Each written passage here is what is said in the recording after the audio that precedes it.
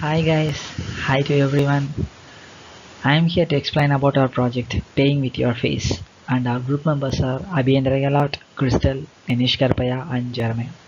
And I am Ganesh Karpaya. I am here to explain about the introduction part of our project.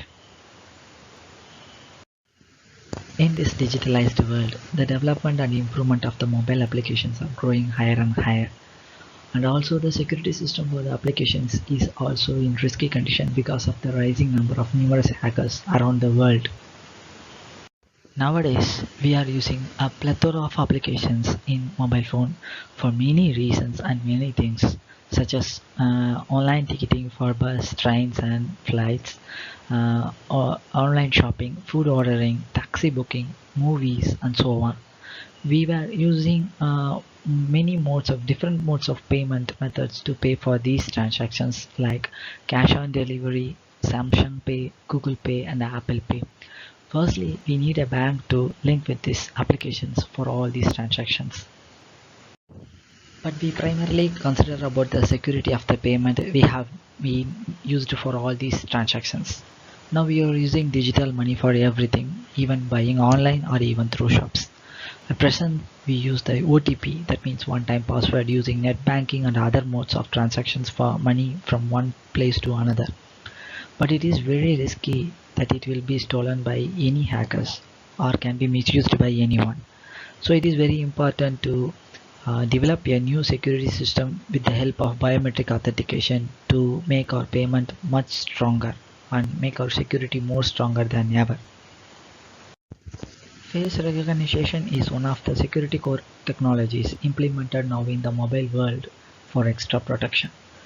The working principle of this is it's just scan our body parts like eyes, mouth, nose and the distance between them, even the iris of our eye, and receives the statistical values, then do the payment using the help of some analysis like principal compound analysis and linear development analysis, and finally add our biometric analysis, that means fingerprint, to make our payment more securable and make our transaction more securable.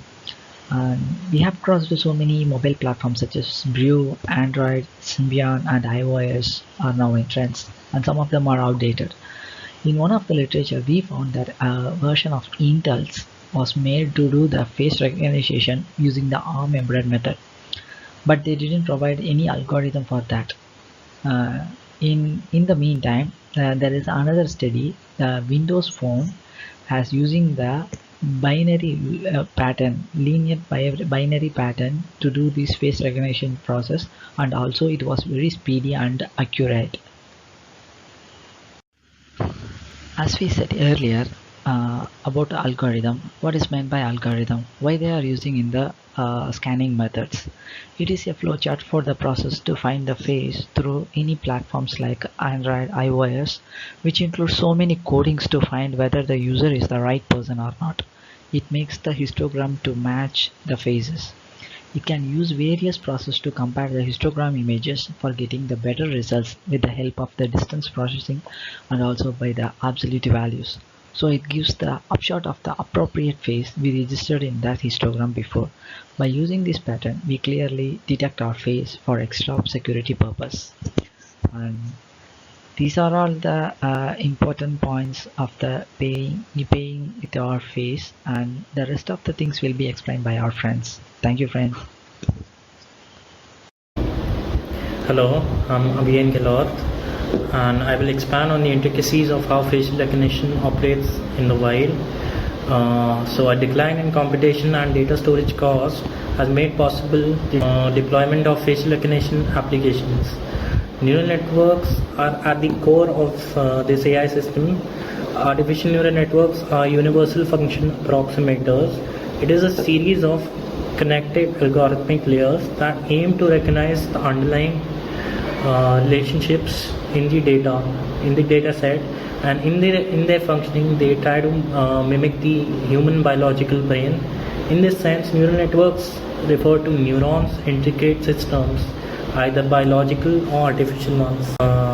So these networks take images as inputs in the form of a matrix, and process it through the hidden layers and output a classification. That is the input image a dog or a cat, and with the classification they also offer a probability, that is what the system thinks. They output a probability, that is what the system thinks, that is how probable the system thinks it is a cat or a dog. The backpropagation algorithm is something that supports this learning. It's basically an algorithm that helps neural network train through their experience, like it mimics the human brain. Basically, it trains a neural network for a given input pattern where the classifications are known to us, and the network utilizes the learned connections to classify new data. It compares the predicted output with the expected output, and it calculates an error. Then it adjusts the weights of the connection in order to minimize. Then it adjusts the weights of the connection in order to minimize the error. And in this whole process, the learning of so this is how so this is precisely how error is calculated in a neural network customized for facial recognition following the FaceNet architecture for facial recognition. So we train the network using an anchor image and compare it with positive and negative samples. This formula called the triplet loss function. Using this, the loss or the error is calculated, and the gradients or the weights of the connections of the neural networks are calculated by minimizing this error on this point. The contrast between the anchor image and positive image must be low, and the difference between anchor image and negative image must be huge. We know that the difference between anchor and positive should be less than the difference between anchor and negative. Therefore, by using this loss function, we update the connections of this neural network, and once the neural network is trained, we can use it for to make predictions. So I implemented the above paper in practice using TensorFlow, and it took me 1200 lines of code, and I made an all-nighter, and I completed it in time. So yeah, here it is. So it correctly classifies between myself and Donald Trump. So you can find the code in the references. This is a one-shot learning method which requires only a single image to train, compared to traditional methods that required a full data set. In modern facial recognition network systems, a picture is taken and its embeddings is calculated in one array. This is a single array. Later, if the person comes in front of the camera, the embeddings are calculated again. See in this image, both of the embeddings must be similar because they belong to the same person. So then the new image is classified as the image it has the most similar embeddings to. So in this 3D space, the embeddings are plot, and if a new image comes, a new data point comes, the closest it will be to, it will be classified as that class.